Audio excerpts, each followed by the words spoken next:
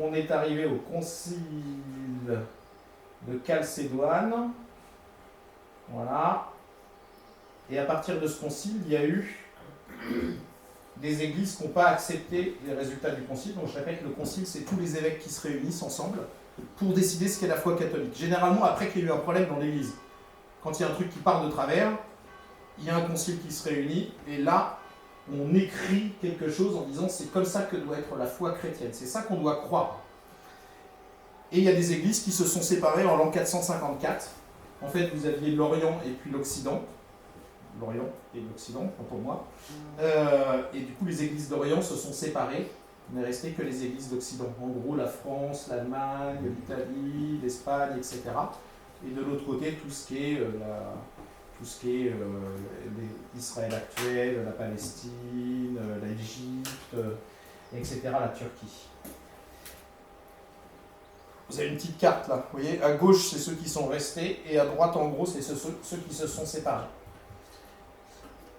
Et ensuite on arrive en 604, donc il y a eu cette séparation des églises, et on arrive ensuite en 604 sur Saint Grégoire. Alors, Saint Grégoire c'est un saint super important, qui a été élu pape en 590. Vous avez un peu de texte, hein. Je sais pas, c'est visible là? Ouais. Ok. Grégoire, le truc qu'on connaît le plus de Saint Grégoire, c'est quoi? Oh, bravo Isabelle. Le chant grégorien. Donc, le chant grégorien, c'est Grégoire qui l'a créé en fait. Hein. C'est lui qui a mis en place le chant grégorien. Quand vous allez... Qui est-ce qui était là à la messe dimanche dernier là? Toc toc toc. On a fait... Alors c'était... On était à Guignes dimanche dernier, et à Chaume qui était à Chaume la fois d'avant. On a fait le Credo 3. Credo in Deum. En latin. On l'a chanté à Chaume. Oui, on l'a chanté à Chaume. Il y a 2 semaines. Bah oui, c'est vous qui avez distribué. C'est les catéchumènes qui ont distribué les... C'est les catéchumènes qui ont distribué les feuilles de credo. Ils ont distribué la Non. Non. C'était Jennifer et... Ah bon, Chloé? D'accord. Lucie et Chloé, vous avez distribué le Credo 3 à l'entrée. La petite feuille, le petit truc de 4 pages. Là. Voilà. Donc en fait, c'est lui qui a créé le chant grégorien. Quand il est arrivé au pouvoir, il y avait... donc c'était à Rome, hein, c'était à la cité du Vatican déjà. Mais elle était en passe de se faire envahir, la cité du Vatican. Donc les papes, ça n'a pas toujours été tranquille, c'est-à-dire que quand il est arrivé, lui, au pouvoir, quand il est devenu pape, ils étaient prêts de se faire envahir en Italie. Et lui, il s'est occupé beaucoup des pauvres, ça a été son truc, défendu Rome, et puis il s'est beaucoup occupé des pauvres. Pourquoi il a mis en place le chant grégorien, en fait? C'est qu'il a essayé d'uniformiser tout ce qui était prière et la liturgie. La liturgie, c'est la manière de faire la messe. Du début, tout est codifié dans l'église. Du début, quand on arrive, avant le chant d'entrée, il se passe déjà quelque chose. Le prêtre est au fond, il remonte la ligne centrale, on chante le chant d'entrée, il s'incline devant l'autel avec les enfants de chœur. Tout ça, ça s'appelle la liturgie, tout est codifié. C'est comment ça va avoir des films, non? Non, mais non. Qu'est-ce qu'il y a? Mais oui, Léa, elle connaît ça par cœur maintenant. Hein? La liturgie. Donc, ça doit se bouger de la table si vous voulez. Vous pouvez mettre un petit truc dessus. Un petit bout de papier, non?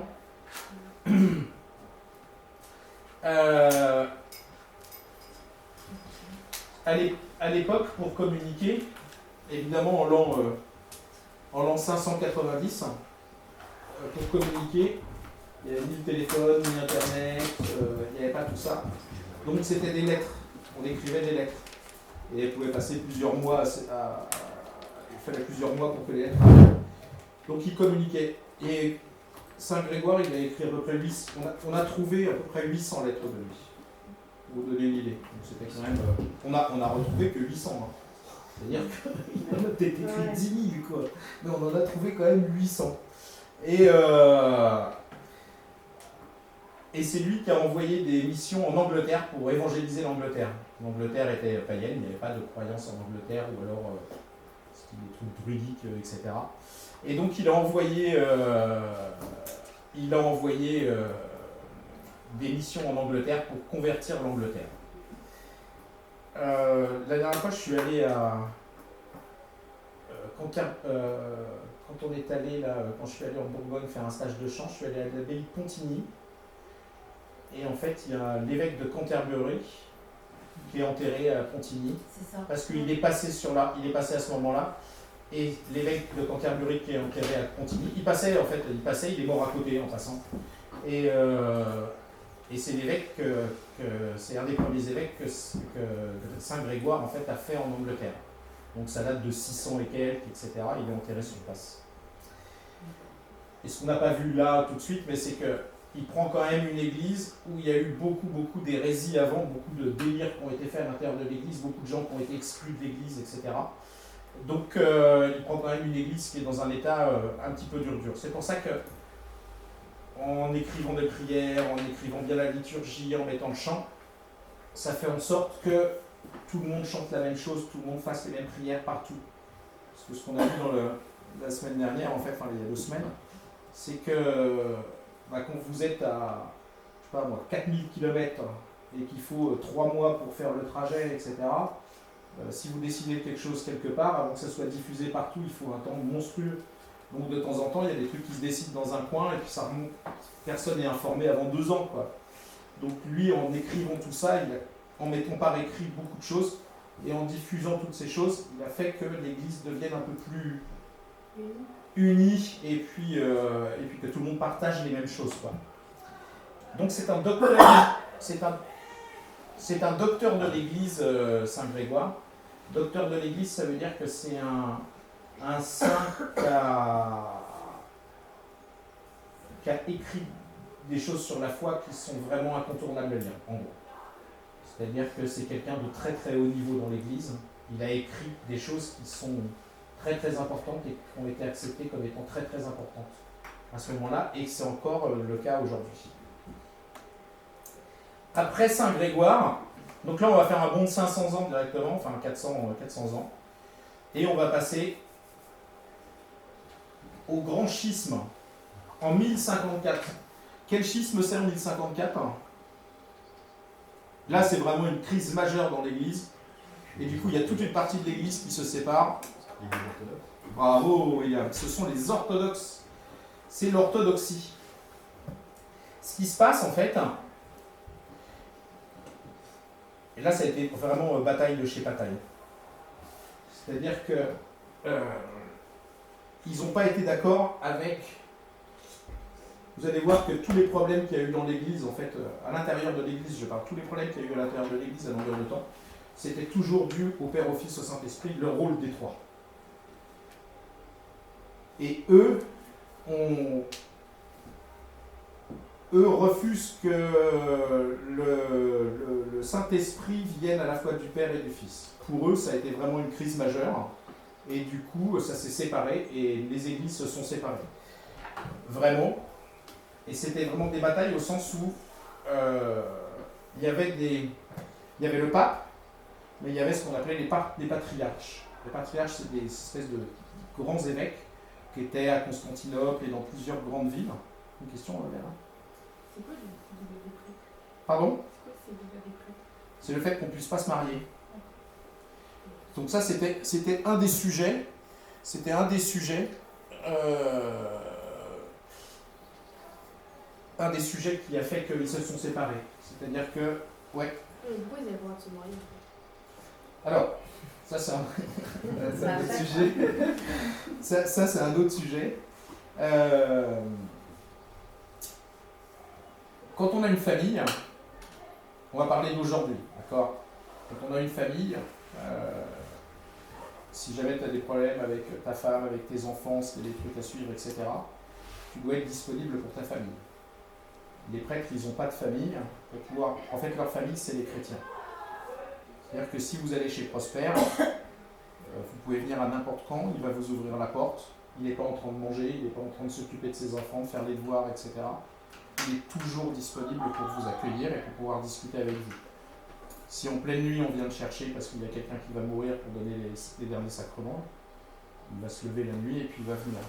Et s'il doit passer toute la journée à bosser, comme c'est le cas souvent, il commence très tôt le matin, il va finir très tard le soir, etc., il ne peut pas gérer le fait d'avoir une famille à côté.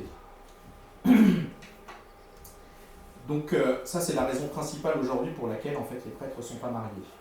Et que le mariage des prêtres, on ne peut pas raisonnablement penser qu'un prêtre il peut avoir une famille et puis s'occuper et de sa famille et des paroissiens. Enfin, je veux dire, quand vous passez chez Prosper, il y a toujours quelqu'un dans son bureau, quoi. Il reçoit des gens pour les mariages, il reçoit des gens pour les baptêmes, etc. Toute la journée, il est occupé. Donc, son jour de repos, c'est le lundi. D'accord, le dimanche chez Prosper, c'est sa journée la plus chargée, avec les messes, etc. Et donc, ça fait longtemps, en fait, que les prêtres sont célibataires dans l'Église. Mais il fut un temps où ce n'était pas encore écrit réellement. Donc, les orthodoxes, eux, sont mariés. Comment ils gèrent, j'en sais rien du tout. Ils n'ont sûrement pas les mêmes responsabilités. L'église orthodoxe, elle est beaucoup plus carrée. C'est Prosper. L'église orthodoxe, elle est beaucoup plus carrée au sens où ils n'ont pas évolué depuis 1000 ans. Donc ce qu'ils ont écrit il y a 1000 ans, nous on a eu beaucoup de changements depuis des années, mais ce qui a été écrit il y a 1000 ans, ça n'a pas du tout bougé en fait pour eux. Donc, et sûrement qu'ils fonctionnent aussi avec beaucoup de diacres, beaucoup de personnes qui les aident. Là où Prosper, il est tout seul, par exemple, pour gérer les paroisses. Il a 8 clochers pour lui tout seul. Donc, voilà, est-ce que c'est clair, le célibat des prêtres hein. C'est des questions qui tombent régulièrement. Savoir, alors il y a l'ordination des femmes aussi, il y a des choses comme ça dans l'église. Mais bon, ça, je ne pense pas qu'on le verra, l'ordination des femmes. Ça se fait dans d'autres, ça se fait chez les anglicans, ça se fait en Angleterre. Et c'est pareil, c'est des gens qui ont quitté l'église, en fait. C'est pas des chrétiens catholiques. Ils ont quitté et puis ils fonctionnent différemment. Donc les protestants, les femmes peuvent être pasteurs, pas prêtres, pasteurs. Mais il n'y a pas de célébration, il n'y a pas d'eucharistie, il n'y a pas toutes ces choses-là chez les protestants. Et puis, ils n'ont pas de prêtres, ils ont des évêques, mais ils n'ont pas de prêtres, réellement. Donc dans l'église catholique, c'est homme célibataire. Et puis c'est réglé, ça ne bouge pas de là. Je pense pas raisonnablement qu'on puisse, quand je vois la charge de boulot qui s'envoie les prêtres, nous qui sommes à l'intérieur, on le voit. Je veux dire, Prosper, il s'occupe des confirmations, il fait les obsèques, etc. Il n'est jamais chez lui, quoi. Et quand il est chez lui, il y a toujours quelqu'un dans son bureau. Ouais, puis il est tout seul, quoi. Et puis il est tout seul. Encore nous, je vois par exemple les obsèques, on est deux, mais lui, il fait tout seul. Faire une cérémonie d'obsèques, il faut être organisé quand même. Il se travaille avec son enceinte portable. Ouais. Je veux dire, oui, c'est beaucoup d'organisation. Ouais. Et c'est énormément de temps. C'est pas cher payé. Mais bon, c'est pas un métier, c'est une vocation. On se fait pas prêtre pour gagner de l'argent. Dans le temps, les évêques, ils étaient riches, mais... Ah bah oui. Ah, taisez-vous, le voilà. Ah, faites gaffe, il arrive. Ah, mon frère. Oui. Bonsoir. Bonsoir tout le monde. Bonsoir, Prosper. Dis donc, la classe grandit, hein? Oui.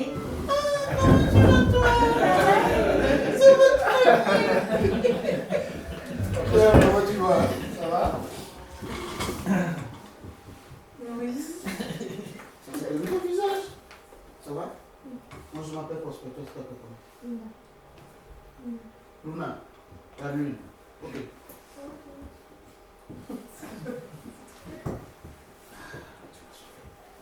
Encore tout à fait. Ça va mieux. Ah ben, j'espère bien.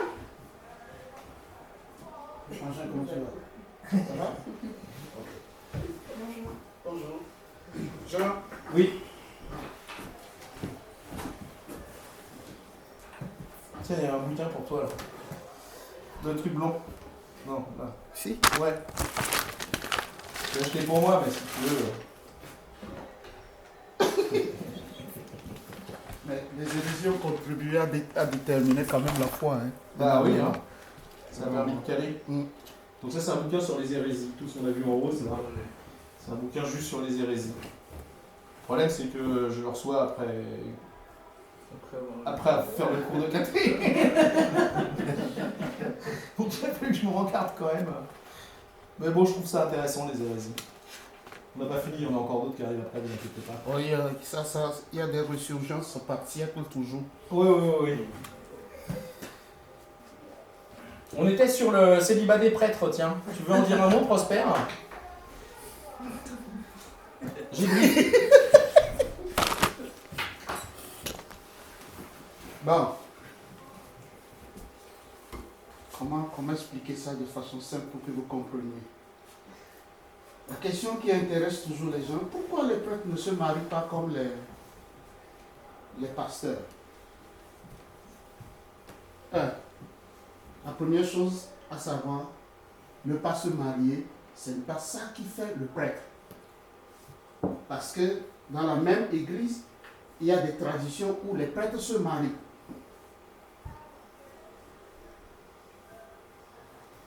Mais nous qui sommes de rite latin, c'est-à-dire qui dépendons de Rome, nous ne nous marions pas. Et c'est une contingence de l'histoire, si on peut le dire, un accident de l'histoire. Jusqu'au XIe siècle, les prêtres se mariaient plus ou moins. Il y en a qui décidaient de ne pas se marier, mais il y en a aussi qui assumaient le rôle de père de famille. Mais au XIe siècle, l'Église a dit tous les candidats au sacerdoce, ils embrasseront le célibat. D'où vient cette histoire de célibat? Au IIIe siècle, on a vu que les gens ont quitté le brouhaha des villes pour aller se retirer dans les déserts, dans le silence. Et ces gens, on les appelait les moines, ou mieux, c'est le début du monachisme. Et ils avaient choisi comme idéal de vie de vivre seuls. Et cet idéal de vie, petit à petit, est rentré dans les mœurs de l'Église. Et petit à petit, ça a commencé à séduire les gens. Pourquoi ne pas vivre de façon totalement libre? Alors, l'Église a légiféré là-dessus en disant, si Prosper veut devenir prêtre, il n'aura pas droit à la famille biologique, mais il n'aura qu'une famille spirituelle, c'est-à-dire vous. De temps en temps, ça revient toujours où les gens réclament à notre place, mais donnez-leur la possibilité de se marier. De temps en temps, ça revient toujours. Je me souviens, à une ordination chez nous, il y avait une protestante qui, en voyant les candidats venir vers l'autel, elle dit, c'est méchant ce que vous faites. De beaux jeunes hommes comme ça, et puis vous allez les laisser célibataires. Non, que c'est méchant. Mais gardez aussi ceci. On ne quitte un bien que si on a en vue un bien supérieur.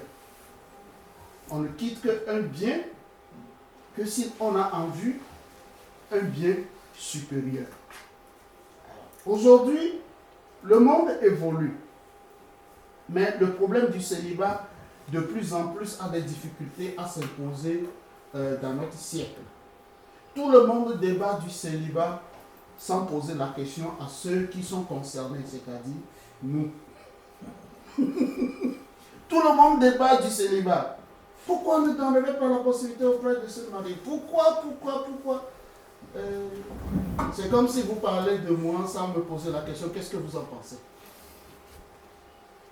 Bon, ça fait bientôt 20 ans que je suis prêtre.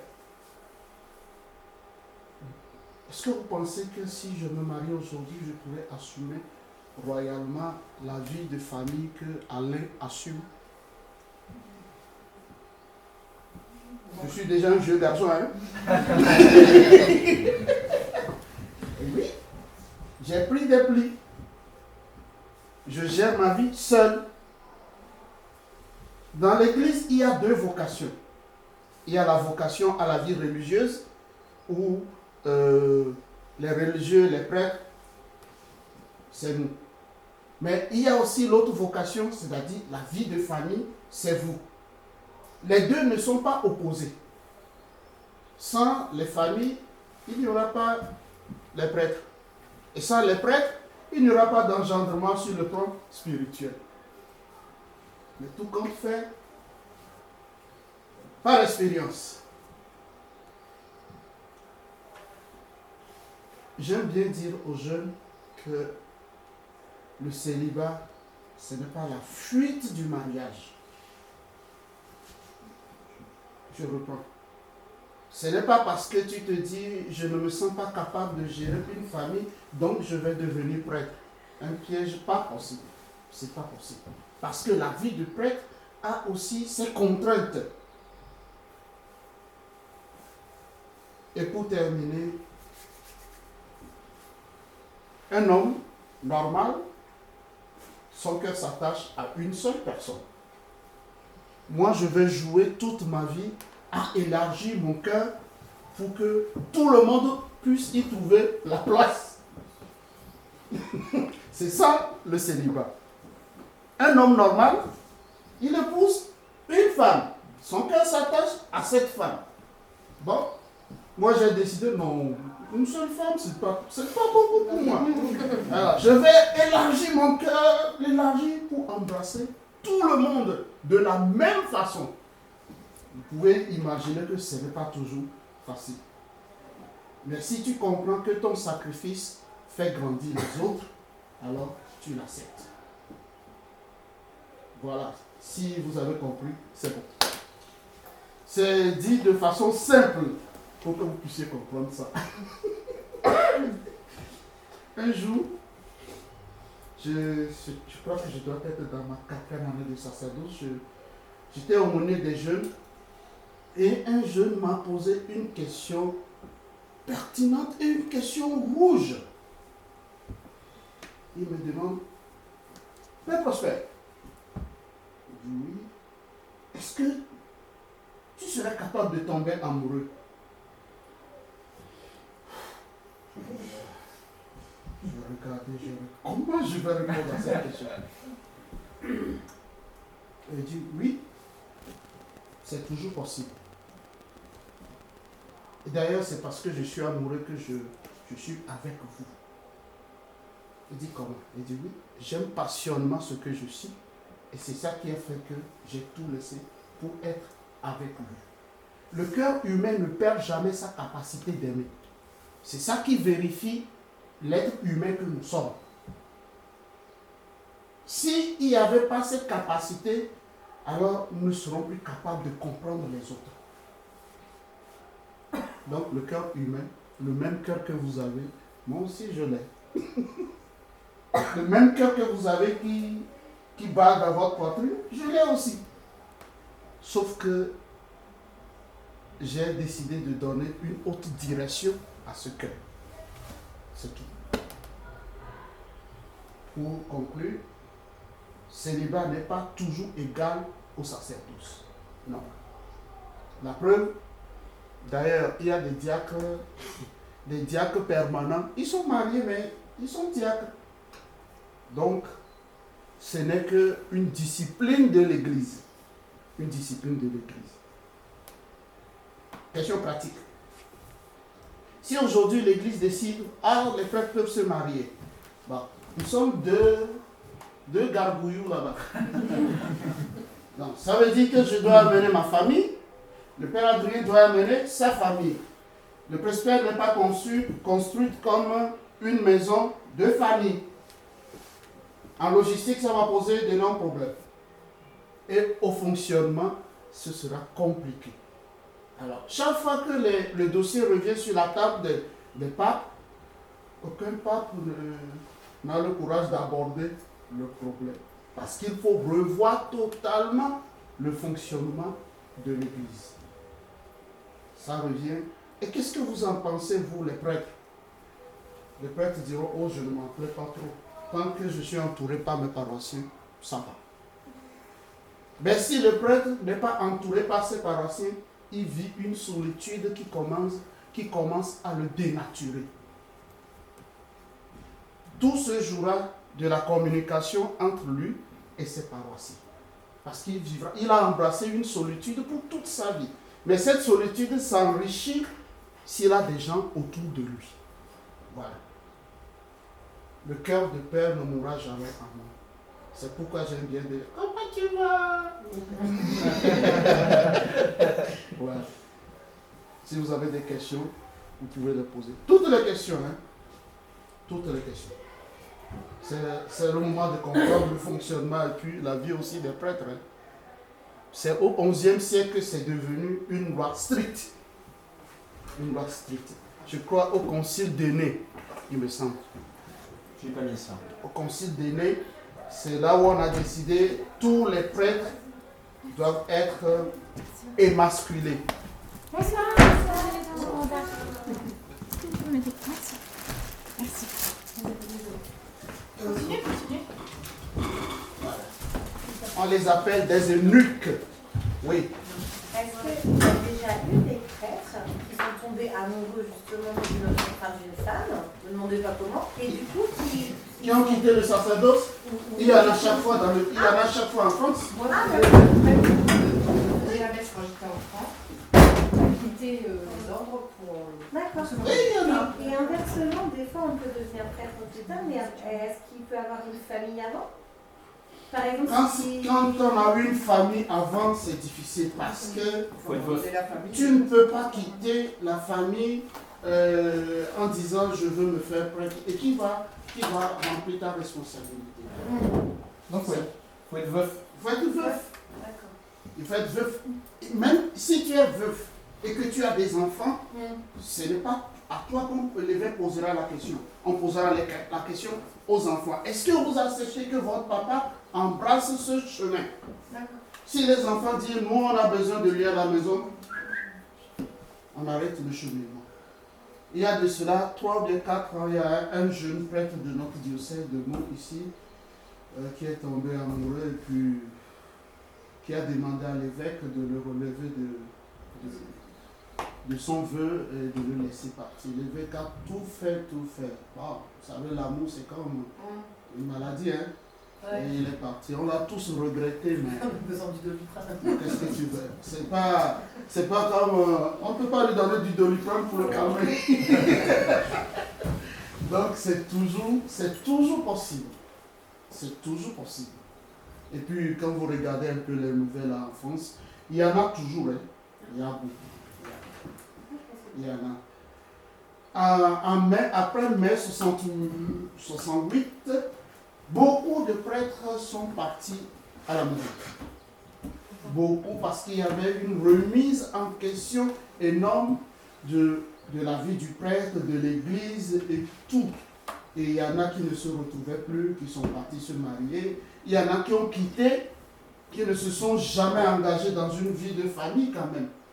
Mais soyez sûrs, un prêtre qui a défroqué, on dit le prêtre a défroqué. Le froc, c'est notre habit. Donc quand on dit que c'est un prêtre qui a défroqué, ça veut dire qu'il ne porte plus, il n'est plus dans les ordres. Mais,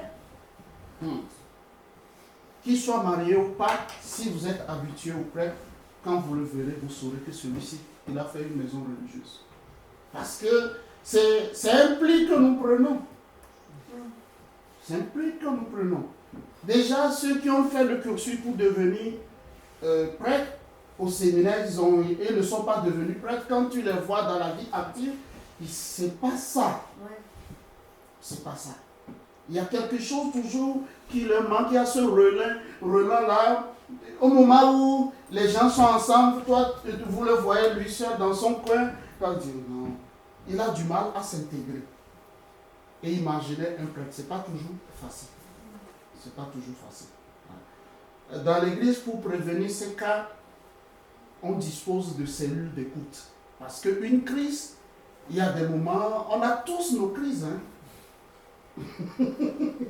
Faut parler. On a tous nos crises. Et quand il y a de ces crises, bon, tu peux t'appuyer sur tes aînés, parce qu'ils sont passés par là. Tu peux t'appuyer sur tes confrères, tu peux t'appuyer sur des gens sûrs.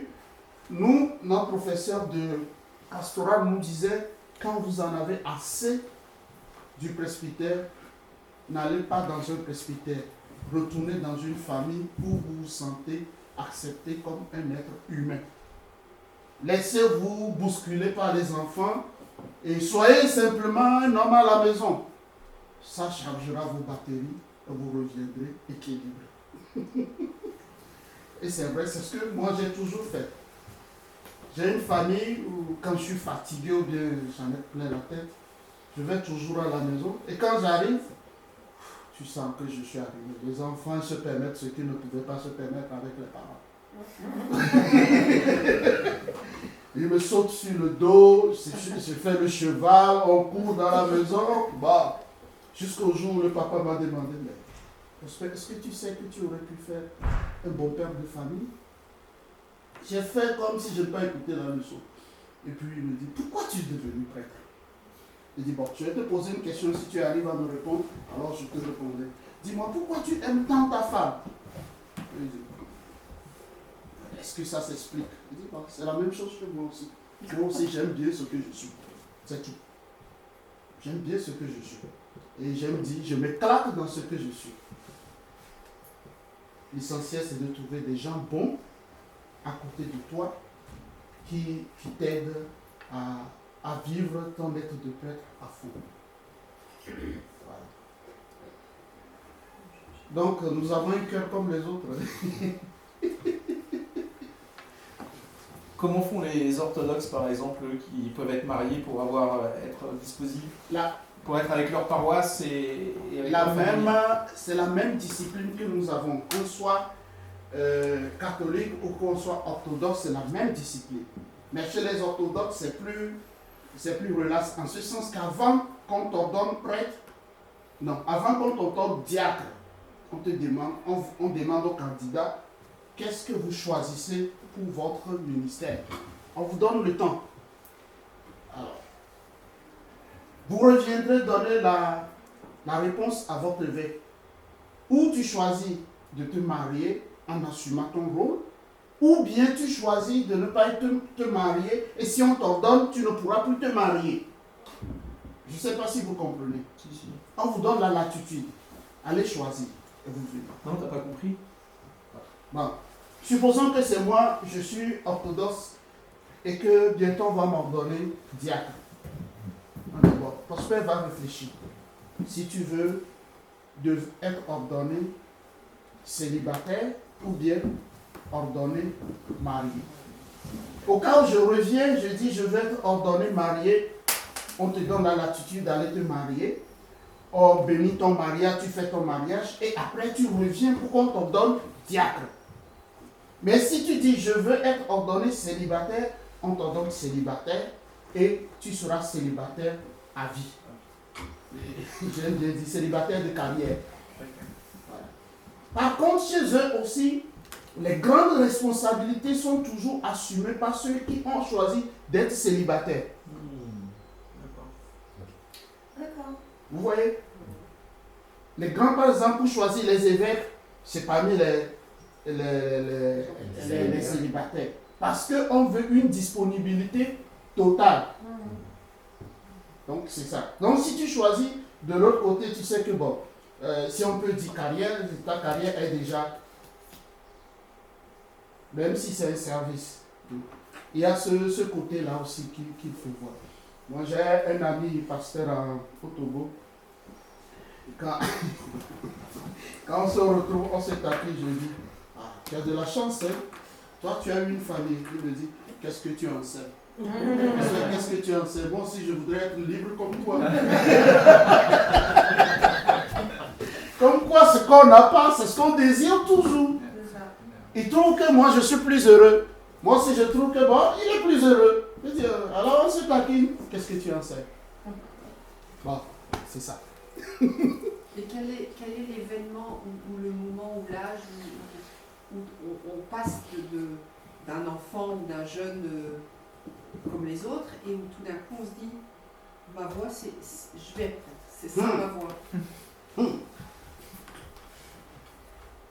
Mon expérience, je sais qu'à 7 ans, j'ai commencé à nourrir l'envie de devenir prêtre parce que j'avais rencontré un jeune prêtre hors pair. Un jeune prêtre, il s'appelait Prosper aussi. Il s'appelait Prosper. intelligent, jovial. Et moi, petit, j'ai couru, je dis, j'aimerais faire comme toi quand je serai grand. À 7 ans. Voilà. Ouais, mon tonton était kiné, tu vois. Voilà. Je suis kiné. Et je crois que c'est là où j'ai pris la maladie. C'est la même chose. J'ai grandi, j'ai fait le petit séminaire. Après, je suis retourné à la maison, j'ai fait le collège, j'ai fait le lycée. Là, j'ai commencé à grandir comme n'importe quel jeune homme. Les hormones commencent à... Ah, il y a eu ma petite crise. Je voulais rentrer à l'université, je voulais avoir un doctorat en philo, et puis je n'avais plus envie de devenir prêtre. C'était ma crise. Et d'un seul coup, l'envie de devenir prêtre était revenue. Je ne sais pas comment. J'avais la certitude que si j'allais à l'université, je perdrais ma vie. Comment je ne saurais l'expliquer? Ah, c'est le Seigneur. Et je me suis dit, mais c'est... Et quand j'ai commencé à sentir le truc, je restais seul en chambre à pleurer. Mais pourquoi je décide de ma vie en laissant le Seigneur à côté? Et c'est comme ça que je suis retourné après le bac. J'ai dit, bon, je rentre au séminaire et 8 ans. Le séminaire, c'est une maison de formation. Une maison de formation comme, je me souviens, notre premier cours, notre professeur de grec biblique, il a mis au tableau, c'est l'homme même qui inscrit son nom dans la pierre. Et on a commencé le cours, puis il nous dit, ici, on va vous casser pour vous reconstruire. Comme à l'armée, quoi. Ici, on va vous casser pour vous reconstruire. Notre recteur, c'était un fils de gendarme. Il a vécu toute sa vie au camp. Donc, cette façon de réagir, c'est comme un militaire. Ça passe ou ça casse. Et c'est comme ça qu'on nous a formés. Et ce n'était pas facile. Mais, en fin de compte, c'est comme n'importe quelle formation. La pente naturelle que nous avons, on nous aide à redresser la pente de l'autre côté. Vous savez, l'adage dit bien que l'arbre tombe toujours du côté où il est penché. Donc, on vous aide à redresser la pente et à l'orienter ailleurs. Rien n'est donné facilement. C'est une discipline à apprendre. Par exemple, sur le plan intellectuel, le premier jour de la rentrée, tous les professeurs qui viennent, dites-vous qu'ils vont vous faire des interrogations. Premier jour de la rentrée, vous n'avez pas reçu de cours, mais on vous fera de l'interrogation. Vous revenez fraîchement des vacances. Et dit, on va voir ce que vous avez gardé des vacances. Après les vacances c'est quoi? Tout le monde est déconnecté? Non, c'est mieux jamais. Vous rentrez, pour les congés, on vous donne 3 devoirs de recherche à venir rendre après 2 semaines. Tu n'as pas le temps de faire la fête. Donc, tout est fait pour que on puisse rentrer dans un mode, qu'on sache qu'on a choisi une vie qui sera toujours exigeante. Une vie différente. C'est ça. Et puis nous venons d'horizons divers. Dans ma promotion, il y a ceux qui sont venus du lycée, il y a ceux qui sont venus de l'université, mais il y a aussi ceux qui travaillaient, gagnaient leur vie et qui ont tout lâché pour devenir prêtres. Oui. On vient d'horizons divers. On n'a pas fait les mêmes séries. Moi, j'ai fait la série littéraire. Il y en a qui ont fait la D. Il y en a qui ont... Il y a un parmi nous qui a eu le bac C, c'est-à-dire mathématiques physiques, pure. Et lui, il voulait être pilote même. Donc, on a un peu de tout. Un peu de tout. Voilà. Ça germe. Et l'église arrose, fait grandir. Voilà. C'est rigolo le fait de dire quand on est petit, comme ça on se fait un truc et puis il y a ce qu'on appelle les vocations tardives, c'est-à-dire ceux qui... Histoire drôle. Il y a un de mes aînés, toute sa famille, c'est une famille de musulmans. Et lui, il décide de devenir prêtre. Vous savez ce qui est arrivé? Il nous dit que quand il quitte la maison pour aller à l'école, il passe toujours devant l'église. Et quand il arrive devant l'église, il voit toujours le prêtre en train de boire seul dans sa coupe. À la messe, le prêtre dit la messe, et boit, non? Un musulman, un enfant, il dit, qui s'est toujours demandé, c'est quoi le prêtre boit et ne donne jamais aux autres? Que lui seul boit. À cause de ça, il s'est fait ami avec le prêtre. Et ils sont devenus tellement amis que le prêtre le voyait toujours quand tout, et puis il lui a demandé un jour, t'as envie de devenir prêtre? Il dit oui. Seul, imaginez un musulman. Et il dit, toi musulman, d'abord la boisson, c'est refusé dans votre religion. Mais toi, c'est pas la boisson que tu es rentré dans l'église. C'est pas ce que chez toi. Mais il est devenu prêtre. Donc Dieu passe par de simples choses pour nous appeler. Un autre, un ami, lui, il était pratiquement à quelques heures de ses fiançailles. Eh oui! Eh oui! Vous pensez que quoi? Dieu est terrible. Quelques heures de ses fiançailles. Et est-ce qu'il faut, est-ce qu'il ne faut pas, est-ce qu'il faut, est-ce qu'il ne faut pas? Et il a demandé à la fille quelques jours pour aller prier. Il est allé prier, il est rentré, et puis, tel qu'il était calme, c'est la fille qui lui a dit, est-ce que tu es sûr que tu seras heureux si tu te maries? Tu ne veux pas devenir prêtre? Il dit, oui, je veux devenir prêtre. Ah, tu es étonné? Oui! Nous avons des histoires différentes.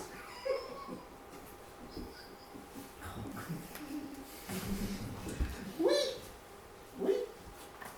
Donc, c'est une histoire d'amour entre Dieu et un cœur humain. C'est entre Dieu et un cœur humain. On a plusieurs possibilités de s'épanouir, mais au finish, on reviendra toujours à cet appel qu'on a senti. Le désir de s'engager pour le service de l'évangile et pour servir les autres. C'est tout. Voilà. Merci. Bah, merci pour nous. Vous allez me demander est-ce que je suis heureux dedans?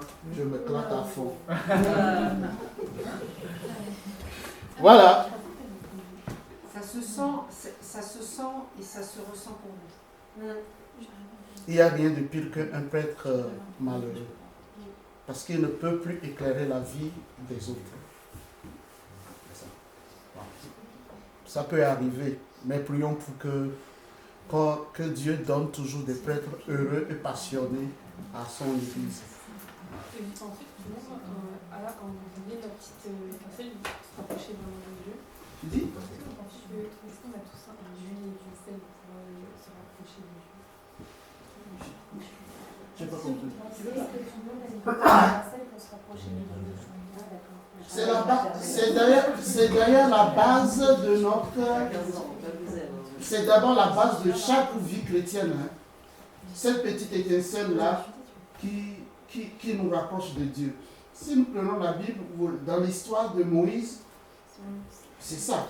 On dit que Moïse, chaque jour, amenait les troupeaux de Jéthro, son beau-père, au pâturage. Un jour, il voit un arbre qui est en feu, mais qui ne se consume pas. Et lui, il dit, c'est quoi ça? Je vais faire un détour pour aller voir. Ce petit attrait-là, c'est Dieu qui nous appelle. Dieu qui nous appelle. Et puis, quand tu arrives, il te capte. Oui, bah oui. Comme toi, quand tu as décidé d'être enfant de Christ. C'est ton étincelle. C'est comme ça. Il trouvera toujours l'astuce pour nous parler et pour nous capter. Moi, ça a été un prêtre. Pour un autre, ça a été un ami qui l'a amené. Il doit être fier de vous, votre frère. L'actuel secrétaire de la conférence épiscopale du Togo, au pays. C'est un aîné d'1 an. C'est votre promotion qui suit leur promotion. Son histoire m'a toujours fait rire.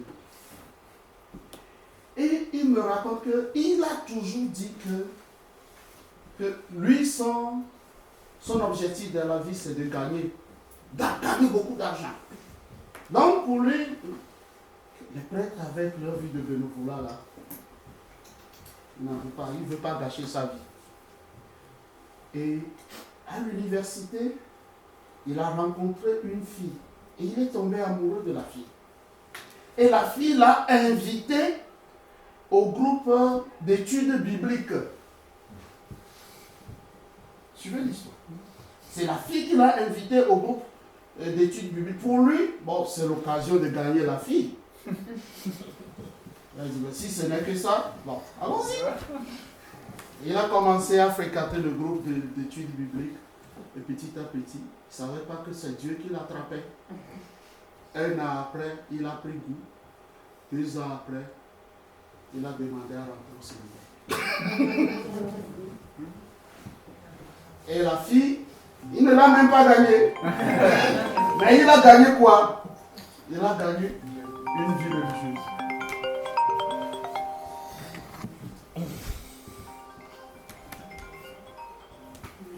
Donc Dieu a toutes les possibilités pour nous attraper. Toutes les possibilités. Ouais, donc en fait, c'est Dieu qui m'a envoyé la jeune demoiselle. Évidemment. Vous pensez que quoi? S'il a mis son grappin sur toi, il se débrouillera toujours pour te contourner et te dire. C'est comme ça. Il y a la petite étincelle toujours qui l'amènera sur ta route.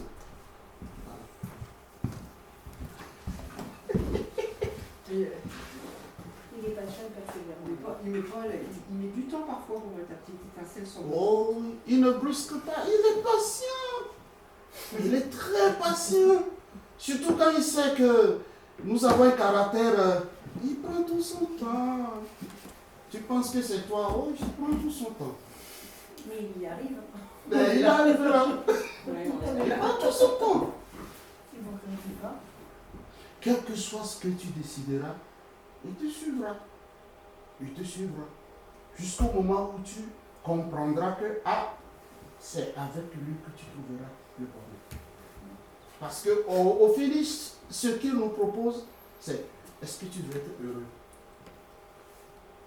Est-ce que tu veux être heureux? C'est tout. Mais nous pensons que nous pouvons faire notre bonheur en dehors de lui. Il dit non. Avec moi, tu vas t'éclater, il vient. Il dit, oh non, chez toi, peut-être on ne boit pas trop de rhum. Hein. Et puis, tu fais ton petit malin, il te laisse jusqu'au moment où il te tend. Comme ça. Une autre question?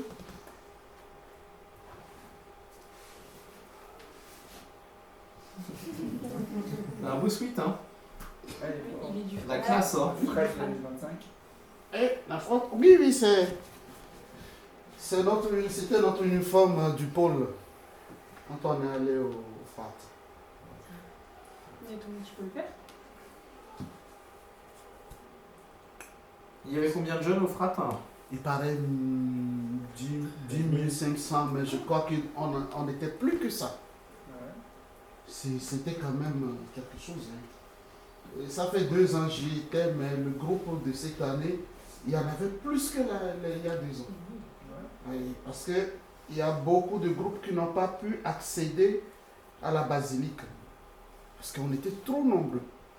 Trop nombreux. Et vous faites l'année prochaine? C'est chaque 2 ans. 2 ans. Vous faites ça en 2 ans? Il y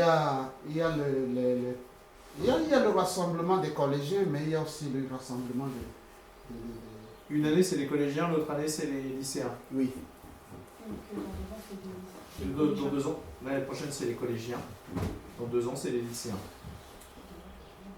C'est quand même intéressant si vous avez la possibilité d'aller un jour, parce que ça vous permet de rencontrer d'autres jeunes qui se posent les mêmes questions que vous et avec qui vous pouvez discuter. Hein. C'est quand même très sportif quand tu vas avec les jeunes. Ah oui, c'est quand même très sportif. Ils sont débordants d'énergie. Tu vas marcher. Je n'ai jamais autant marché avec eux. Tu marches, tu dois les encadrer. Mais c'est très intéressant. Très intéressant. Autre question? Bon, Jean. On va reprendre. Merci. Donc, le prêtre, c'est un homme comme vous, mais qui a choisi une autre vocation. D'accord. Merci, pasteur. Je vous en prie. Bon, au moins, vous avez eu un bon brief sur le célibat des prêtres. Et sur la vie. Ouais, quand il commence prospère, après, ça n'arrête plus. C'est ça qu'on aime chez lui. Bah oui, c'est on s'en lève. C'est ça qui est bien. C'est ça qui est bien. Sur n'importe quel sujet, il te tire 2 heures sans aucun problème.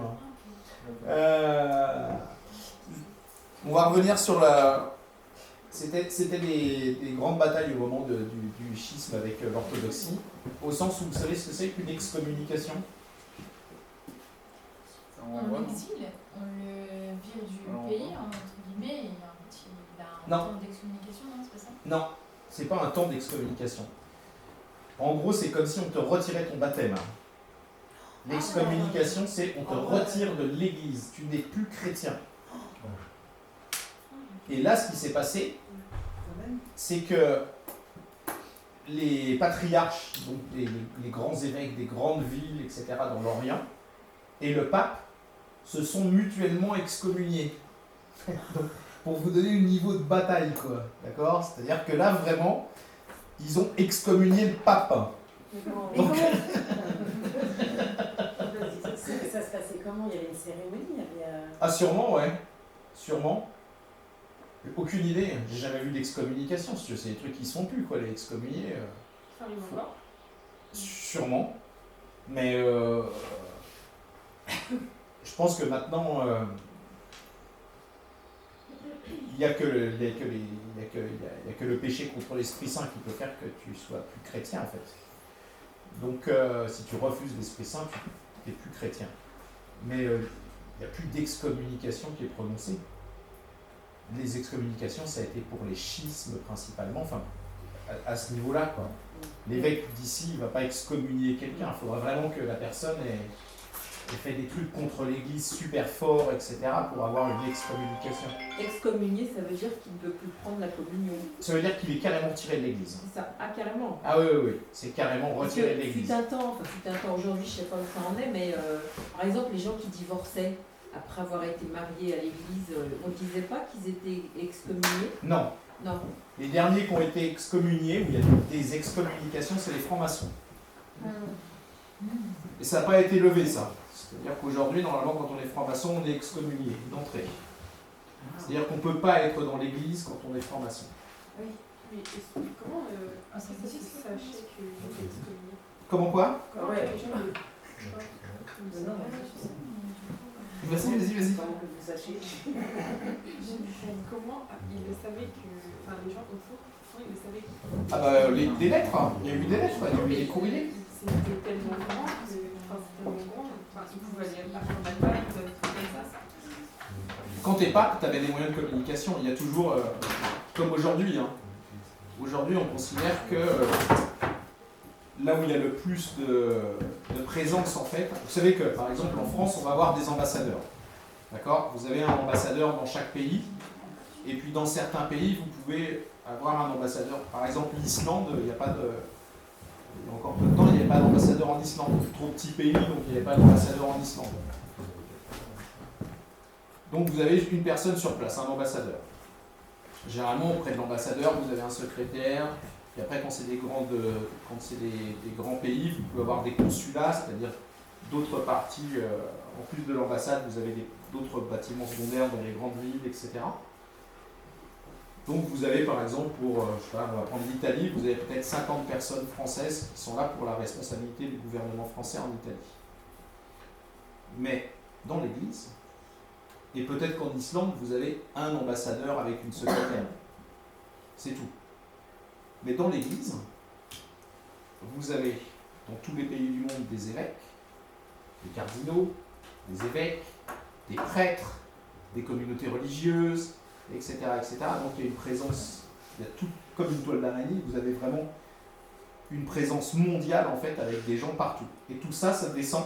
C'est-à-dire que le pape va dire aux cardinaux quelque chose, les cardinaux vont dire aux évêques, les évêques vont dire, etc. Et ça va descendre. William. C'est quoi la différence entre un évêque et un archevêque? C'est un évêque qui va piloter, c'est souvent dans des grandes villes. Par exemple à Lyon, il y a un archevêque à Lyon. D'accord. Parce que historiquement, c'est une très très grande ville chrétienne, donc il va y avoir un archevêque. Il n'y a pas d'archevêque à Paris en ce moment. On en a eu, mais il n'y en a pas.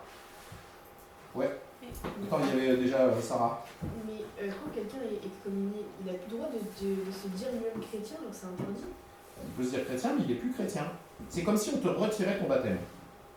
Oui, mais ça veut dire que du coup, même s'il se dit chrétien, genre, il n'est plus du tout. Genre, il ne peut même plus croire en Dieu, ni rien. Bah, il peut toujours croire en Dieu, mais il a fait quelque chose de suffisamment grave, si tu veux, pour que l'Église le rejette. Alors que vous savez que l'Église, quand même, elle accepte beaucoup de monde, quoi. Là, c'est la version tu dégages de l'Église, on ne veut plus te voir, quoi. T'es plus chrétien. Il faut vraiment faire des trucs super graves, quoi. J'ai pas d'exemple, hein. J'ai des exemples dans les schismes. Dans les schismes. Par exemple, Luther, etc., qu'on verra plus tard. Quand ils ont déclaré certains trucs sur la foi et qu'ils ont embarqué une partie de l'Église avec eux, etc., ils ont été excommuniés. Ah ouais? Ah bah ouais. D'accord, ok. Mais du coup, il a quand même créé le mouvement des protestants. Oui.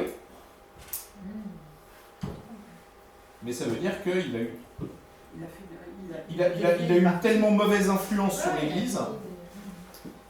Regardez le message. Hein. Le message. C'est-à-dire que ça c'est le légat papal, c'est-à-dire c'est l'envoyé du pape auprès de ceux qui voulaient se barrer, là, auprès des orthodoxes, auprès des patriarches, et qu'il a dit que l'unité de l'Église soit brisée par votre erreur. C'est-à-dire que jusqu'à présent, il n'y avait qu'une seule Église, et qu'elle a été cassée par l'erreur des orthodoxes. C'est ce que disait le pape. Lors d'une précédente séance, on avait parlé aussi qu'il y avait une différence liée à la langue grecque et à la langue latine, où des mots n'existaient pas. Ça en faisait partie, c'est ça? Ça en fait. C'est dans toute l'histoire de l'Église, il y a eu ce genre de souci. C'est-à-dire que les traductions n'étaient pas les mêmes.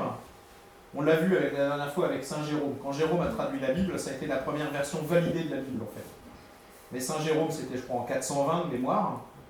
Il n'avait pas les outils d'aujourd'hui pour pouvoir faire les traductions. Donc Saint Jérôme, quand il a voulu traduire la Bible en latin, il a dû apprendre le grec, il a dû apprendre l'hébreu. Mais je ne sais plus où il était, Saint Jérôme, mettons qu'il était à Milan, je ne sais même pas où il était, Saint Jérôme, mais mettons qu'il était à Milan ou à Carcassonne, pour apprendre l'hébreu, pour apprendre le grec, ça se faisait déjà plus, mais pour apprendre l'hébreu, il fallait connaître des gens qui soient versés, il fallait, mais j'avais bien que l'hébreu, pour le connaître très très bien et capable de comprendre tous les sens, etc., il faut avoir des gens de très haut niveau à côté de vous. Donc Saint Jérôme, il a sûrement eu des gens qualifiés pour lui apprendre l'hébreu, mais certainement pas d'un niveau top. Et Prosper nous le dit aujourd'hui. Par exemple, il y a des trucs tout bêtes. Hein. Il nous en avait parlé pendant une homélie en disant que nous, on situe l'esprit ici. D'accord? Pour nous, l'esprit, il est dans le crâne. L'esprit est dans la tête. Les Juifs, ils situent l'esprit dans le cœur. Oh. Mais de là, on peut imaginer plein de trucs qui partent à gauche et à droite, parce que l'esprit, eux, c'est le cœur. Nous, l'esprit, c'est la pensée. D'accord? Eux, l'esprit, c'est le cœur. Donc déjà, rien que traduire les mots, etc., ça peut être une grosse difficulté. Parce que de temps en temps, vous pouvez avoir plusieurs mots avec un seul mot dans la langue. Je prends toujours l'exemple de l'Islande. L'Islande est assez fun comme bled. Nous, on a un mot, neige. D'accord? Eux, ils ont 20 mots pour la neige. Oui, les Inuits aussi. Ils ont 20 mots. La neige mouillée, la neige sèche, la neige qui vole, la neige qui est tassée, etc. Ils ont des mots différents. Pourquoi? Parce que c'est leur quotidien d'avoir de la neige. Enfin, il y a de la neige 8 mois sur 12, quoi, en gros. Donc, eux, ils ont développé ça. Bah, dans certaines langues, comme en hébreu, comme en grec, on va avoir développé plus de choses. J'ai fait un peu de sanskrit il y a très longtemps. Il y a 2 jeux. Il y a 3 jeux en sanskrit. Il y a 3 jeux. 3 jeux différents. j'ai fait du quechua, il y avait deux nous. Il y avait une nous qui comprend la personne et le nous qui comprend pas la personne. Vous voyez? Imaginez les difficultés. Quand vous voulez traduire un truc, il y a les trois jeux, ils ont des sens complètement différents. Ils parlent toujours de soi, mais pas de la même partie de soi. Comment vous voulez traduire ça? Bon, bah alors du coup, quand il y a des mots, aujourd'hui on discute avec certaines autres églises en disant ouais bon, en fait on s'est pas entendu sur les mots. C'est-à-dire qu'il y a simplement eu des erreurs de mots et il y a pourtant des églises qui se sont séparées. Simplement parce qu'on ne se comprenait pas et parce qu'il y en a qu'on traduit d'une manière, il y en a d'autres qu'on traduit d'une autre manière. Ok. Et justement, alors, lorsque les apôtres sont partis, que ce soit en Italie, en Grèce, le message était le même.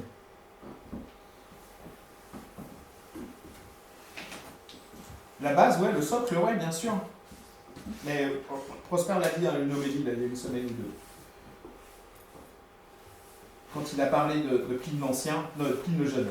Pline le Jeune qui disait, c'est des traces historiques que l'on a de Jésus, où il disait que il y avait un prophète en Israël et que les gens qui le suivaient disaient qu'il était ressuscité. En gros, c'était ça le message, c'est-à-dire, il est ressuscité. Ils disent qu'il est Dieu et ressuscité. C'était le message. C'est pour ça qu'ensuite, il y a eu des bazars dans l'Église, parce que le message des évangiles, et les évangiles ont été écrits plus tard, au moment où les apôtres se sont baladés, etc., il n'y avait pas encore de texte écrit. Eux, ils avaient juste eu les témoignages, ils avaient été là, et puis du coup, ils ont diffusé les messages, mais il n'y avait pas encore de socle écrit de la foi au global. Il n'y avait pas de Bible, il n'y avait rien de tout ça. Donc oui, ils apportaient un message, mais un message qui était très, très simple et concis, en fait. Mais de là, il y a toute une église qui s'est construite à partir d'un petit message, simplement, le Christ est ressuscité. Et derrière, vous voyez, enfin, quand vous prenez votre Bible, là, il y a un gros pavé à l'intérieur, même que sur la partie du Nouveau Testament. Et tout ça, à l'époque, c'était pas écrit. Effectivement, quand on voit par exemple dans l'Acte des Apôtres, quand on voit que Pierre part en Italie, le passage de Paul en Grèce aussi, et justement on se pose la question aussi comment ça se passait. Vous avez des discussions dans les lettres de Saint Paul par exemple, où Pierre refuse de manger ce qui était interdit aux Juifs. Pierre refuse de le manger, et puis il rêve, je crois, il a un rêve où Dieu lui demande de manger des trucs interdits. Parce qu'ils étaient encore restés. Mais lui, Saint Paul, il avait déjà fait le chemin, il savait déjà qu'on pouvait manger n'importe quoi, mais Pierre était encore attaché. Aux anciennes traditions juives, en fait. Donc vous voyez, ils avaient vécu, quand même, Saint Paul, il n'avait pas vécu la mort du Christ, hein, mais même Pierre, qui avait vécu avec le Christ, etc., il n'avait pas encore le message complet. Même lui, Saint Pierre, quoi, qui était aux côtés du Christ en permanence et tout, il n'avait pas percuté sur le bon message et c'était, je ne sais plus quelle partie dans la Bible où au début il ne voulait pas convertir les circoncis là. Ouais, ceux qui n'étaient pas juifs en fait. Oui, il y a eu un débat sur ça. Voilà, c'est-à-dire de dire il faut déjà être juif avant de devenir chrétien. Et puis en fait, je ne sais plus quel apôtre a été envoyé dans une maison qui étaient des Romains, je crois, de mémoire, etc. Et l'Esprit Saint était sur eux, c'est-à-dire qu'eux, ils ont été convertis. Donc là, les apôtres se sont dit, ok, donc c'est ouvert à tout le monde, en fait. On n'a pas besoin d'être juif pour devenir chrétien. C'est pour ça qu'à la base, il y avait la circoncision sur les pas au baptême, mais même les chrétiens sont circoncis, parce que de base... Alors, les chrétiens, ils ne sont pas circoncis. Ah bah, je trouve ça bien. Les chrétiens, ils ne sont pas circoncis. Ben oui, avec Elle est juive? Ben non, elle est catholique, elle existe. Ah ouais? Non, ça se fait plus, ça. Bah non, je l'ai pas fait. Ça se fait plus, ça se faisait Ça se fait encore pour les juifs. C'est après 4 jours, ou un truc comme ça. C'est 4 jours après la naissance que ça se fait. Et ça se fait que chez les juifs, ça. Oui, ça, oui. Les chrétiens ne font pas ça. Peut-être pas écouter ma belle-mère, c'est ça. Ouais, enfin, c'est quand t'as à écouter bien, parce que c'est quand même des trucs importants, quoi. Ouais, là, tu me dis. Du coup, Oui, ou l'hygiène médicale. oui, ça existe. Pour le médical, ça existe. Ça. Pose la question, s'il te plaît. Oui, oui. Devant lui, je dois savoir. Je la vois bientôt. Question importante, du coup. Donc aujourd'hui, on discute pas mal. Hein. C'est ce qu'on appelle l'œcuménisme. Vous avez déjà entendu ce mot, l'œcuménisme. L'œcuménisme, c'est pas l'ouverture vers toutes les religions. D'accord ? C'est pas l'œcuménisme, c'est pas avec l'islam, c'est pas avec l'hindouisme, etc. Quoi. L'œcuménisme, ça veut dire les protestants et les orthodoxes. Ça veut dire qu'on a une unité de chrétiens et qu'on discute avec les orthodoxes et avec les protestants. Quand on verra le Concile Vatican II, donc en 1962, pour l'instant on n'est même pas allé en 1000, je crois, quand on arrivera en 1962, on verra qu'au Concile Vatican II, le pape a invité des églises orthodoxes et puis des protestants. Il les a invités à être auditeurs au Concile, pas à participer de manière active, c'est-à-dire pas à donner leur avis, mais au moins à être présents. Donc on commence à discuter avec les autres églises. Non, mais en 1062. 1054, je crois, de moi. 1054, je confirme. T'as tout noté? Il n'y aura pas d'interro, je vous rassure tout de suite, il n'y a pas d'interro à la fin. Qu'est-ce qui s'est passé en 1054? Sur mon esprit.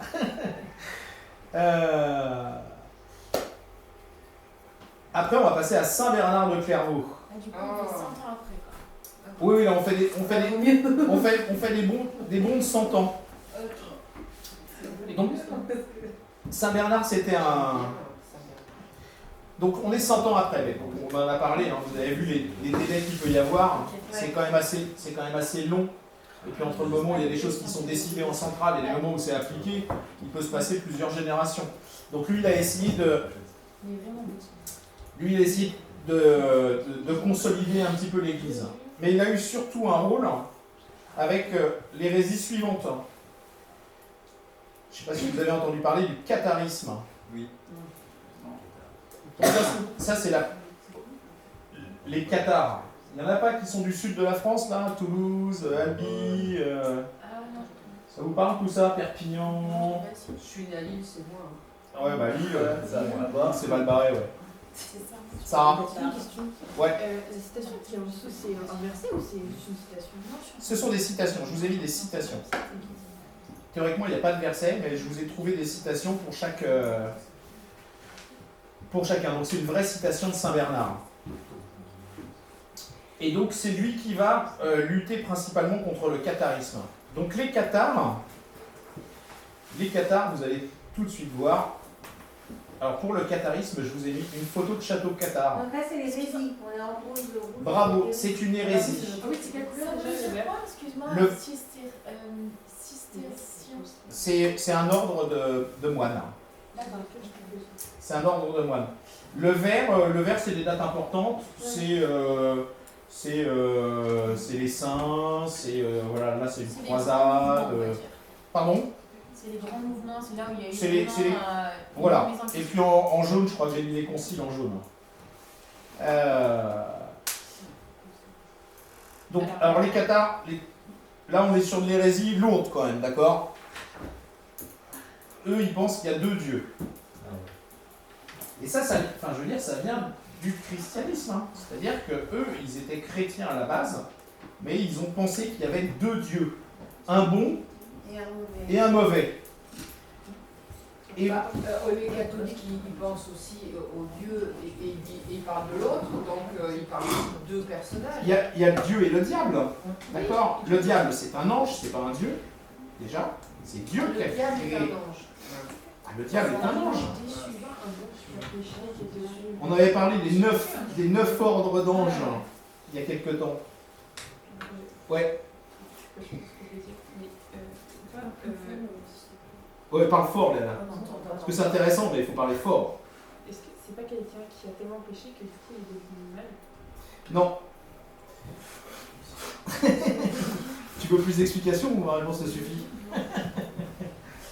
Comment ça s'est passé? Comment ça s'est passé Alors ça c'est dans la somme théologique de saint Thomas d'Aquin dont on a déjà parlé, à laquelle on revient régulièrement parce que je vais le dire pour les nouveaux là, saint Thomas d'Aquin,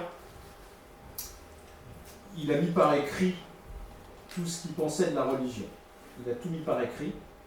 Vous pouvez, c'est imbouffable comme truc, hein, d'accord? À lire c'est juste incompréhensible tellement c'est balèze. Et il y a un gars sur internet qui s'appelle Arnaud Dumouche qui fait des vidéos. Il a fait des vidéos sur la somme théologique de saint Thomas d'Aquin.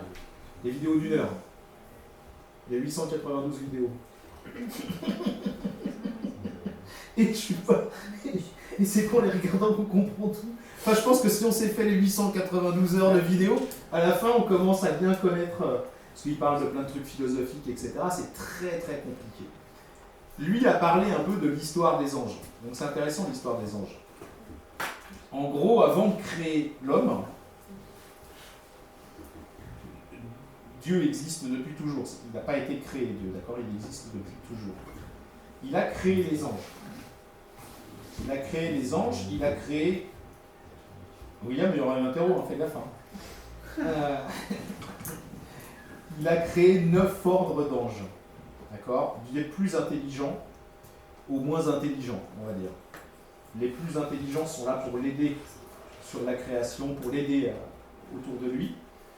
Et Satan faisait partie du premier ordre d'anges, en fait. Qui était autour de Dieu. Qui étaient les premiers autour de Dieu. Comme si voilà, c'était le président avec ses ministres. D'accord?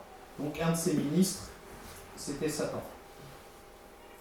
Quand Dieu a parlé de...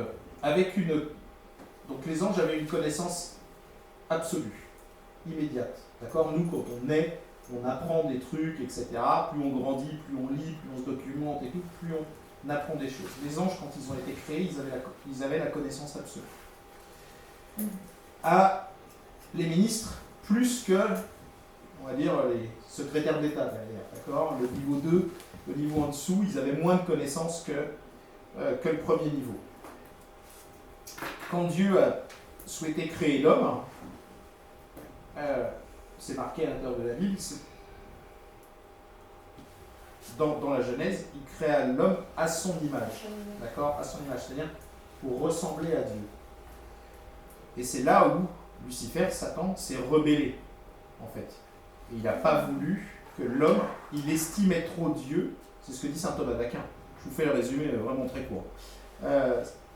Il estimait trop Dieu pour que Dieu s'abaisse à créer l'homme, en fait. Et qu'il souhaite que l'homme lui ressemble. Alors qu'ils avaient été créés parfaits, en fait. Donc il s'est rebellé. Et il a embarqué une partie des anges avec lui. Et c'est les démons. Voilà. Oui, saint Thomas d'Aquin, il a eu des visions, c'est ça? Il a eu une vision sur la fin de sa vie, saint Thomas d'Aquin. D'accord. Et il a eu cette vision des anges. C'est ce que tu disais. Non. C'est parce que tu disais. Non, saint Thomas d'Aquin, il a eu une vision sur... Il a écrit toute sa vie, enfin il a écrit une partie de sa vie, la somme théologique et puis d'autres trucs, où il a mis par écrit toutes ses réflexions en fait sur l'Église et sur les anges, mais les anges c'est une toute petite partie à l'intérieur. Il a écrit toute sa vie dessus, il a eu une vision qu'à la fin de sa vie, mais on y arrivera sur saint Thomas d'Aquin. Question bête, du coup, qui a créé l'enfer? C'est l'ange déchu ou... C'est pas marqué ça, on sait pas ça. On sait pas du coup comment... Non. Est-ce que c'est lui qui a dit bon, je te laisse mon parole, on sait pas. Il n'y a rien de marqué sur l'enfer. L'enfer c'est toujours une grosse question. Ouais mais bon... Ouais, mais j'ai pas de réponse. L'argent. Léana? L'enfer, on est censé être torturé, et du coup, est-ce que lui, il l'est ou pas? Comment? Bah non, parce que c'est lui le chef de l'enfer. Donc en fait, il est un peu bien, mais en même temps pas bien, parce qu'en fait, c'est un peu le chef Bah, c'est- de... Si c'est le chef de l'enfer, lui il a la bonne position en fait. Ouais. Tu vois? Lui il peut pas être torturé parce que c'est lui qui torture en fait. En fait, il torture parce qu'on ressemble, parce que on a l'image de Dieu. Vous avez un exemple avec dans la Bible avec Lazare. Lazare, mais le pauvre Lazare. Vous savez, il y a un moment, il y a un gros repas avec des riches, etc. Et puis il y a Lazare qui est à la porte du riche et qui demande à avoir un peu du repas, etc. Et en fait, les restes de repas sont donnés aux chiens. Et à Lazare, on lui donne rien, même pas un peu d'eau. D'accord ? Alors qu'il est juste à la porte du riche, où il y a un vrai festin, et lui, il n'a même pas un peu d'eau. Et le riche meurt, Lazare meurt, le riche meurt, et Dieu emmène Lazare voir le riche qui est en enfer. Et le riche demande, donc là c'est des moments où il y a des descriptions de l'enfer dans la Bible, il n'y en a pas des masses, il y en a vraiment très très peu. Donc, le riche demande à Lazare de tremper son doigt dans l'eau et de juste lui donner. Et Dieu refuse rien que ça. Donc c'est pour ça qu'il y a les images de feu éternel, etc. Il est très chaud, enfin bon, Dieu refuse qu'il lui donne de l'eau. Il est condamné, d'accord ? Parce que la miséricorde de Dieu, Dieu est miséricordieux, il pardonne beaucoup de choses. Mais là, il est en enfer. L'enfer, c'est définitif. On ne peut pas avoir un pardon quand on est en enfer. C'est trop tard. D'accord ? On a fait un choix, on est en enfer, c'est définitif. C'est pas ce qu'on appelle le purgatoire, où ensuite, c'est une étape, en fait, et ensuite on peut rentrer au paradis. Donc, et le riche dit, de mémoire, il dit, maintenant que je sais ce que c'est, en gros, c'est-à-dire que le riche, il avait bien vécu toute sa vie, et Lazare avait été un pauvre, et là, c'était le rôle qui était inversé, c'est-à-dire que Lazare, lui, était au paradis, et le pauvre et le riche était en enfer. Et donc, il dit, allez voir mes frères, il demande à Lazare, il dit, va voir mes frères et dis-leur là où je suis. Et en fait, Dieu dit, il y a déjà eu tous les prophètes, il y a déjà eu plein de gens qui vous ont annoncé tout ça, que vous n'avez pas cru. Donc même si Lazare y allait aujourd'hui, il ne le croirait pas non plus. Je sais pas pourquoi on a fait la parenthèse. Après, je commence à faire des parenthèses et plus c'est drôle, je j'en suis. Mais comme il y a des questions, je prends les questions au fur et à mesure. Donc vous avez tout un truc. J'avais envoyé un truc sur le groupe Signal sur les anges. Les anges. Qui vont jusqu'aux séraphins. Vous savez, les séraphins, c'est ceux qu'on imagine dodus avec des petites ailes. T'as une question? Donc c'est les bonnets, les séraphins? Pardon? La description, je sais. Ils ont 6 ailes, ils ont aussi un œil au milieu des yeux et 2 sortes d'anneaux qui tournent. Ça, c'est des trucs c'est des trucs qui sont dans l'Apocalypse de Saint Jean. Où là, tu as des parties, c'est vrai, où il y a des descriptions comme ça. Il ne faut pas les voir comme des vraies descriptions, en fait. Tu vois, c'est super symbolique. Et dans l'Apocalypse, je ne raconte pas. Dans tous les bouquins de la Bible, si tu veux, l'Apocalypse, c'est le plus difficile. Tu vois, c'est celui où, en fait, tu ne peux pas lire les trucs tels quels. Il y a toujours plein d'images, tu vois, etc. Mais en tout cas, bravo, bon point. En fait, ce qu'il faut se dire, c'est que ce sont des êtres sans corps.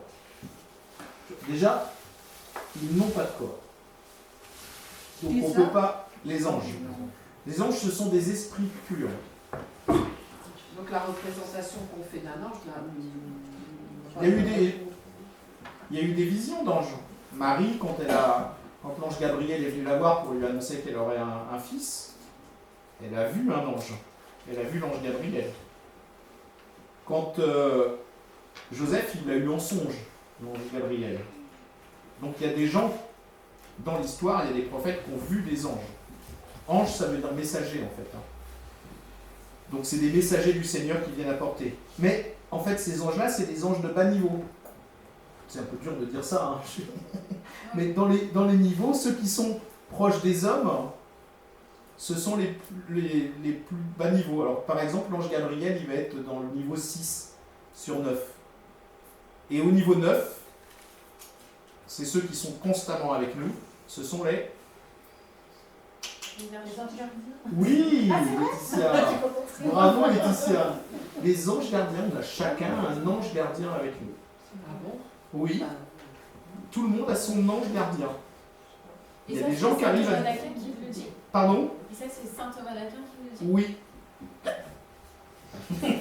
Et comment ça se fait qu'on ne le connaît pas? T'as attendu juste la pause entre deux paroles. Comment se fait-il que quoi? On les connaisse pas. pense qu'il y a des possibilités, il y a des gens qui communiquent avec leur ange gardien. Bon, Bien sûr. je ne s'est jamais présenté. Parce que tu n'as pas cherché à lui parler. Bah déjà, tu savais pas qu'il existait il y a 2 minutes. Si tu veux. Forcément, pour lui parler, il faut quand même que tu saches qu'il existe, quoi. Oui, ça c'est. Et ben voilà, tu as. J'ai un ange gardien. Et bien sûr, chacun de nous a un ange gardien. Ouais. Le droit de dès tout la occuper, naissance, d'ailleurs, parce que- Dès la naissance, Dès bien la sûr. naissance, on a notre ange gardien. Ah, mais Vas-y, vas-y. Et percute un truc.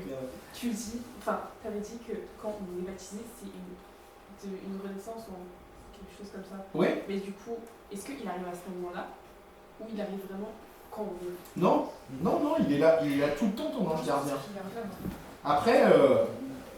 Après, le baptême te fait rentrer en tant que chrétien réellement, te permet d'être sauvé, mais l'ange gardien, tout le monde en a un. Après, tu l'écoutes pas. On est comme. On nous aide quand même si on n'est pas chrétien. Oui. Donc, en fait, on est quand même d'être aidé, même si on est pas. Bien sûr. Et à l'inverse, on peut être baptisé et si on commet beaucoup de péchés, on peut aller en enfer. Malgré qu'on soit baptisé. Bien sûr. Ouais. Bien sûr. Enfin, ça dépend des péchés. Il y a des péchés qui sont. On pourra en parler une fois si vous voulez. Il y a toujours cependant entre les péchés et la miséricorde de Dieu. C'est-à-dire que Dieu est infiniment miséricordieux. On le voit dans certains textes, etc. Toujours, on reprend toujours les mêmes trucs. Je regarde Jennifer parce que c'est des trucs qu'on a, comme les ouvriers de la dernière heure. Les ouvriers de la dernière heure, c'est pas compliqué, je vous raconte l'histoire.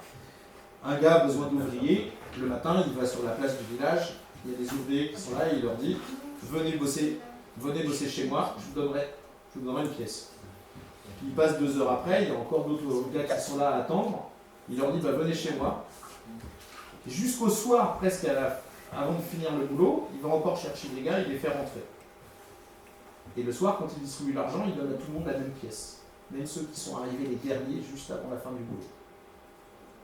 Ça, c'est la miséricorde de Dieu. Pour nous, ça semble complètement illogique. On se dit, celui qui a bossé toute la journée, il est payé la même chose que celui qui a bossé 10 minutes en fin de journée. On ne comprend pas ça. C'est pas logique pour nous. Bah, Dieu, c'est comme ça.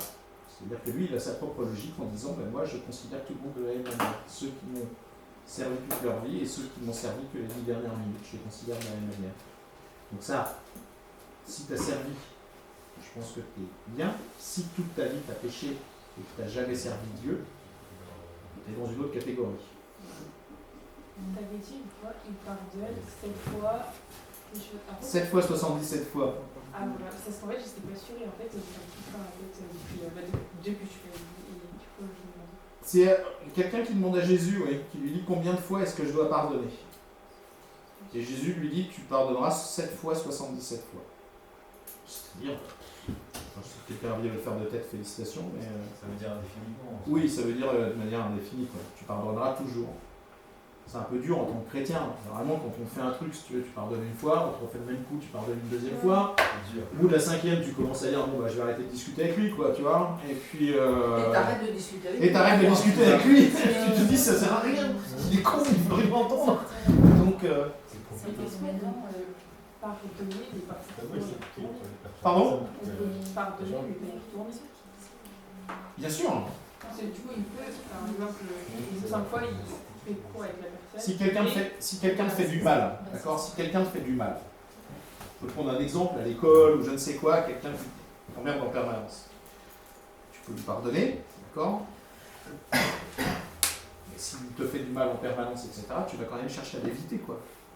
D'accord. C'est pas parce que tu pardonnes que tu acceptes et que tu juges pas.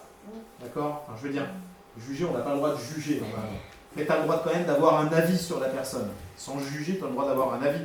S'il y a quelqu'un qui te fait du mal en permanence, dans ton cœur, tu peux le pardonner parce que tu es croyant, mais tu vas essayer de ne pas le fréquenter et pas de le revoir parce que tu sais que ça se repassera de la même manière. Est-ce qu'à vous donne une chrétien si on n'arrive pas à pardonner quelque chose? Ou est-ce que, par exemple, comme c'est à l'infini, à 20 ans, on ne peut pas pardonner ce qui s'est passé là, mais peut-être qu'à 60 ans, avec le recul, on pardonne, ça faut. Il faut chercher à pardonner en tout cas. Voilà. Tu sais que tu... Si on n'arrive pas, c'est pas bon. Mais si tu veux, on travaille sur des saints. Ouais. D'accord? Ouais. Bah, On n'est pas ça. on n'est pas forcément saints. On cherche à s'approcher de la sainteté. À s'améliorer, À s'améliorer, à s'en voilà. rapprocher. Exactement. Exactement. Le jour où tu y arrives, Ouais. Ça, c'est pris en compte. De toute façon. bah bien sûr. Voilà. Moi, je peux pardonner dans 20 ans quelque chose d'aujourd'hui.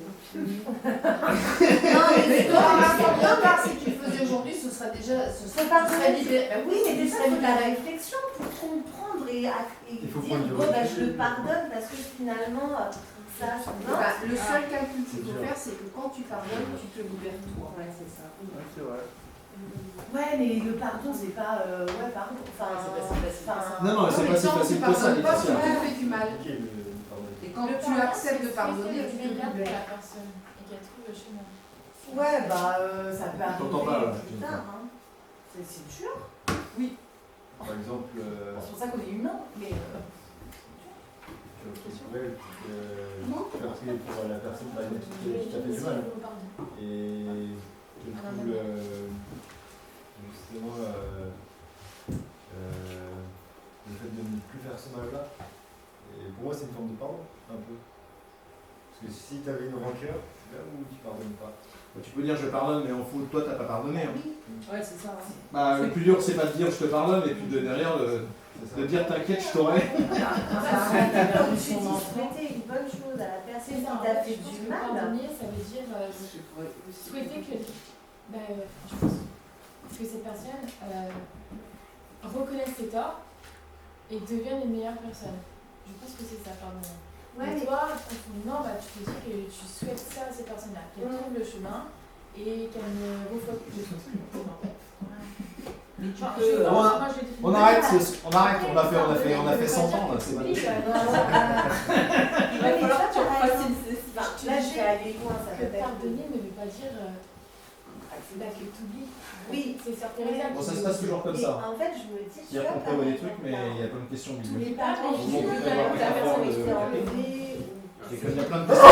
Ah, mais Comment je il vais a Ah ouais, pas arrête, il est 21h30 là. Enfin, tu vois ce que je veux dire. Mais alors, on est en 1054. Toi, je pense que. Alors, on va pas aller jusqu'en 1962 ce soir. Surtout que 1962, croyez-moi, ça va vous prendre une séance. Hein. Mais c'est pour. Ouais, parce que je me dis, mais en fait, le temps se passer dans. C'est surtout. Non, il y a encore des bonnes choses. Il y a Saint Thomas d'Aquin qui arrive derrière, mais après, Il y a des choses qui sont. on va passer vite dessus parce qu'on l'a déjà abordé.